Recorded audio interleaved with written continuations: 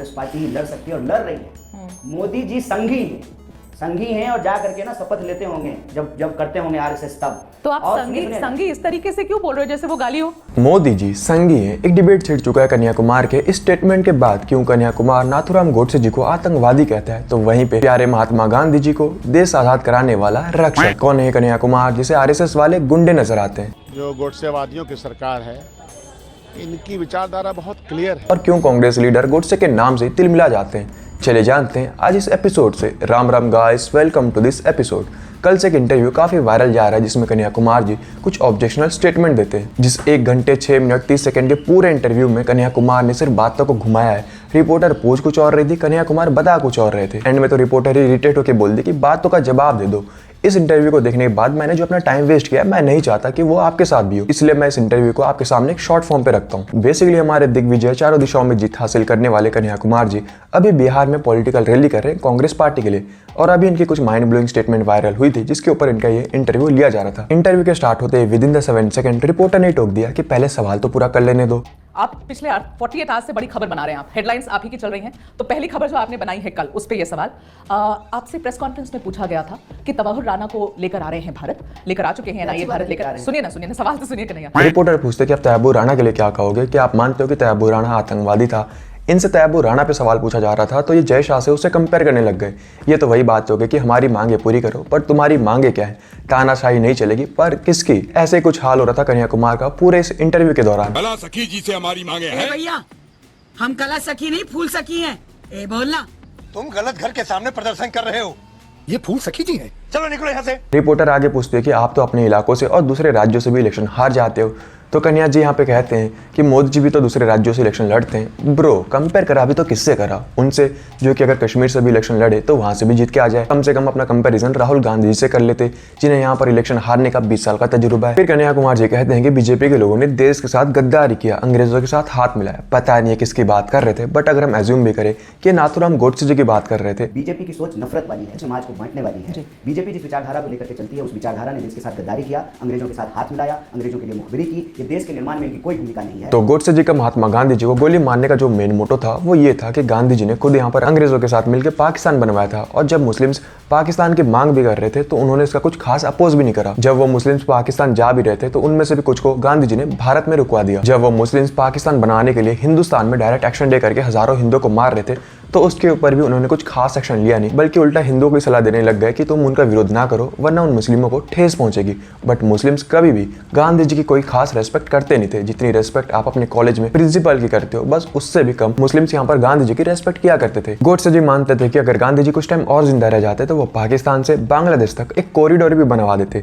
इसलिए तो उस टाइम के जो फ्रीडम फाइटर्स थे वो गांधी जी के लिए कहा करते थे कि अंग्रेजों के वफादार हैं, और अंग्रेजों के जाने के बाद कांग्रेस भी अंग्रेजों की तरह ही भारत में रूल करना चाहती है। इसलिए तो प्यारे चाचा जवाहरलाल नेहरू जी अंग्रेजों के इर्द गिर्द घुमा करते थे, कभी उनके सिगरेट जला देते तो कभी उनके लिए शेविंग कर देते थे। जब गोडसे पे मूवी भी आई तो उसमें भी महात्मा गांधी जी को महान के तौर पर प्रेजेंट करा गया, जिसमें यह दिखाया जाता क्योंकि महात्मा गांधी जी एक गाल पे थप्पड़ पड़ने पर दूसरे गाल को आगे कर देते थे, तो उनसे डरकर अंग्रेज यहाँ पे भाग गए थे। बट इन रियलिटी डॉक्टर बाबा साहब अम्बेडकर जी अपने 1955 के इंटरव्यू में रिवील करते हैं कि उस दौरान अंग्रेज रिचर्ड एटल ने अपने डॉक्यूमेंट में मेंशन किया था कि कैसे उस दौरान सुभाष चंद्र बोस जी की आजाद हिंद फौज ब्रिटिशर्स के लिए खतरा बनते जा रहा था, और ये आजाद हिंद फौज कभी भी हिंदुस्तान में विद्रोह कर सकता था, जबकि उस टाइम अंग्रेज जर्मनी के अगेंस्ट में वर्ल्ड वॉर में जुटे हुए थे। उनके लिए पॉसिबल ही नहीं था कि वो दो साइड के वॉर को झेल पाए, जबकि गांधी जी जैसे जो लीडर्स थे वो चाहते थे कि अंग्रेज कभी भारत छोड़ के जाए ही ना। इसलिए तो आप देखिए कि वर्ल्ड वॉर में जितने भी फ्रंट वॉर्स हुए उसमें इंडियन सोल्जर को भेजा जाता, जबकि वो वॉर इंडियंस का था ही नहीं, बट उनके पास कोई ऑप्शन नहीं था क्योंकि गांधी जी ऐसा चाहते थे। तो ये एक रीजन था जिसकी वजह से गोडसे जी ने महात्मा गांधी जी को गोली मारा। अब आप गोडसे जी को कैसे देखते हो, एक हीरो या एक विलन? आप मुझे कमेंट में बता सकते हो। वहीं मूवी में गोडसे जी के कैरेक्टर को एक्चुअल फैक्ट से बिल्कुल ह्यूमिलिएट करता हुआ ऐसा दिखाया जाता कि वो तो जैसे आतंकवादी हो, बट लोगों के बीच वो सीन भी काफी आइकॉनिक बना। उन्होंने हजारों हिंदू भाइयों की हत्या की, उन्हीं के आगे घुटने टेकने पर मजबूर कर दिया हमें इस गांधी ने। पर क्या करें, गांधी सरकार से बड़ा है, गांधी कानून से बड़ा है, गांधी देश से बड़ा है, महात्मा है। कैसे रोका जाए उसे? मैं हिंदू हूँ, गर्व है मुझे अपने हिंदू होने पर। वहीं आप ये जानिए कि महात्मा गांधी जी के नाम सुनते ही जो कन्या कुमार जी यहाँ पर अपने छाती को चौड़ी कर लेते, वो महात्मा गांधी जी अपने लेफ्ट हैंड राइट दो कन्या को रखा करते थे।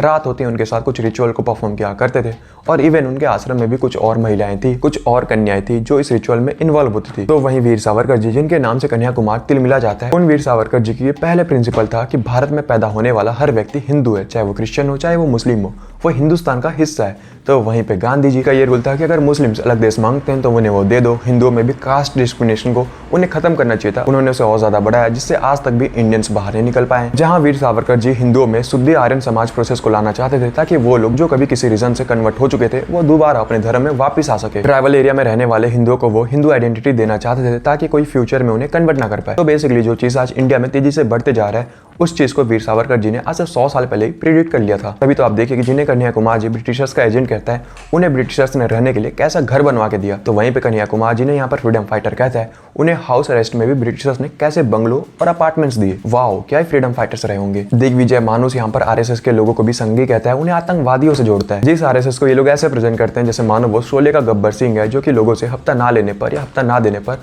उन्हें टॉर्चर करता है। तो वहीं पे इस्लामिक जो कि इंडिया में कन्वर्जन करते हैं, उन्हें ये लोग ऐसे प्रेजेंट करते हैं जैसे वो दरोगा है जिसे आरएसएस रूपी गब्बर ने उसका हाथ काट दिया हो। जबकि आरएसएस की हिस्ट्री फ्रीडम फाइट से लेकर आज तक मिलती है, जिस आरएसएस को सावरकर, गोडसे, अटल बिहारी वाजपेयी और लाल कृष्ण अडवाणी जी ने भी माना है। बट जो एक्चुअल आतंकवादी है तैयब राणा, जिसने 2008 के टेररिस्ट अटैक को अंजाम दिया, जिसे कन्या कुमार जी यहाँ पर मानने को तैयार नहीं कि वो आतंकवादी है। प्रेशराइज करने पर ये कह देते हैं कि हाँ वो तो कांग्रेस गवर्नमेंट के एफर्ट से वो आज इंडिया आ रहा है। ये तो वही बात होगी कि नेबुला ने थानेस को सारे मणियां दिलवा दिया, उसके बाद कह रही है कि मैं तो थैनोस के अगेंस्ट में हूँ। इनकी अभी 2 हफ्ते पहले एक वीडियो काफी वायरल जा रही थी, जिसमें ये बिहार के लोगों से अपील कर रहे थे कि वो बीजेपी को वोट ना दे। अगर बीजेपी बिहार के विधानसभा इलेक्शन को जीत जाता है तो वो बिहार में रोड बनाएगा और उसी रोड से बिहार के खजाने को लूट कर ले जाएगा और बिहार की नदियों को प्राइवेटाइज कर देगा। ये सुनने के बाद कन्या कुमार के घर वाले भी सोचते होंगे इसे फालतू में भेजा दिल्ली पढ़ने के लिए। हम जानते हैं कि जब कहीं पे रोड बनते हैं तो उस जगह पे डेवलपमेंट्स आते हैं, इंडस्ट्रीज लगते हैं, और जो बिहार स्टेट रहा है वो शुरुआत से ही अनडेवलप रहा है, जहां पर लोगों को माइग्रेट करना पड़ जाता था। पर जब उस बिहार में रोड बनेंगे तो वहां पर डेवलपमेंट्स आएंगे। और अगर हम कन्या कुमार एक बात के लिए साइड भी कर दें तो आप देखिए कि 2025 के स्टार्ट होते ही बीजेपी ने बिहार पे फोकस करता हुआ बिल पास किए, जैसे कि जिसमें बिहार को खुशी कैनल प्रोजेक्ट मिला, स्पेशल मखाना बोर्ड मिला, न्यू एयरपोर्ट्स मिले। बट कन्या कुमार कभी भी इन बातों को हाईलाइट नहीं करेगा। इसलिए तो आप देखिए कि जब कन्या कुमार ने अपने सबसे पहले इलेक्शन को बिहार से लड़ा तो बिहार के लोगों ने उसे हरवा दिया। फिर इन्होंने अपने किस्मत को दिल्ली में आजमाया, पर वहां पर भी इन्हें हार मिली। जिस पार्टी में ये गए वो पार्टी इलेक्शन हार गई। राहुल गांधी जी जहां से इलेक्शन जीतने भी वाले थे वो भी हार गए इस कन्या कुमार की वजह से। प्रफुल्ल चाय वाले तो यहाँ पर ऐसी बदनाम है, एक्चुअल मनुष्य तो कन्या कुमार है। मेरे पास कुछ खोने के लिए होता है वो परेशान होता है ना, मेरे पास खोने के लिए कुछ नहीं तो हम क्यों परेशान होंगे। क्योंकि यहाँ पर लोग समझ चुके थे कि ये टुकड़े टुकड़े गैंग का मुखिया है, जो कि भारत तेरे टुकड़े होंगे इंशाल्लाह इंशाल्लाह का नारे लगाता था, इंडियन आर्मी को रिश्ता कह चुका था। हम ह्यूमन राइट वायलेशन पे बोलेंगे, हम आफ्सपा के खिलाफ बोलेंगे, हम सैनिकों का सम्मान करते हुए इस बात को बोलेंगे कि कश्मीर के अंदर महिलाओं का बलात्कार किया जाता है सुरक्षा। इसके यहाँ पर दोस्ती थी उमर खालिद जैसे लोगों से, जो कि सीए प्रोटेस्ट में रोहित करवाए थे, जिसका कनेक्शन यहाँ पर जाकिर नायक से फंड के तौर पे था। एक टाइम पे स्वरा भास्कर, उमर खालिद और कन्या कुमार काफी चड्डे बड्डे यार थे। इन दोनों को Kunal Kamra the so called comedian अपने चैनल पर भी होस्ट कर रखा है। तो एट द एंड में लेफ्टिस्ट के गैंग लीडर रह चुके हैं, जिन्हें इंडियंस यहाँ पर समझ चुके थे। इसी तरह इन लोगों के ग्रुप में और एक लेफ्टिस्ट थी, जो कि इन्हीं के साथ ही जेएनयू में प्रोटेस्ट करा करती थी और एक प्रोमिनेंट लीडर थी। बट टाइम के साथ वो भी समझ गई कि अगर वो इनके साथ रहती है तो उसका कोई फ्यूचर नहीं होने वाला है। शैला राशिद, जो कभी मोदी को गाली दिए बिना थकती नहीं थी, आज वो मोदी जी की सबसे बड़ी फैन है। सारे लोग कह रहे हैं कि आप कैसे बदल गई, आपने तो यू टर्न ले लिया, आपने तो 180 डिग्री की पलटी मार ली। लेकिन दरअसल फैक्ट यही है, हकीकत यही है कि मैं नहीं बदली, कश्मीर बदला है। It's not I who has changed. It is things in Kashmir. It is the situation on ground that has changed. And I am only articulating that change. मैं सिर्फ उस change को acknowledge कर रही हूँ जो आप मेरी ज़बानी सुनेंगे।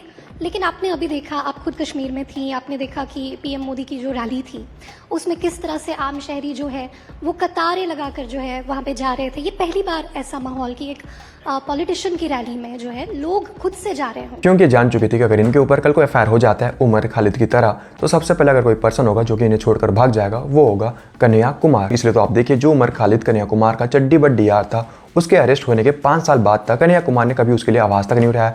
आज उसके लिए बात कर रहे हैं, बट क्या फायदा जब चिड़िया चुग गई खेल। इसलिए तो आज के डेट में कोई भी कन्हैया कुमार को सीरियसली नहीं लेता। अब तो कांग्रेस भी समझ चुकी है। अब कन्हैया कुमार जी की हालत यहाँ पर वेंटिलेटर में पड़े मुकेश जैसा हो चुका है, जो कि रिवाइवल के यहाँ पर उम्मीदें लगाए बैठा है, आरएसएस को गाली देकर, बीजेपी को गाली देकर, और ट्राई कर रहे हैं किसी तरीके से 2015 वाले और 2016 वाले लेफ्ट विंग को दोबारा जगाया जाए। तो इतना ही था आज का ये वीडियो। आई होप कि इस वीडियो के जरिए मैंने आपके सामने कन्हैया कुमार जी के मंशा को आपके सामने अच्छे से रख पाया। मिलता हूं मैं आप सबसे किसी और एक वीडियो में, तब तक के लिए राम राम।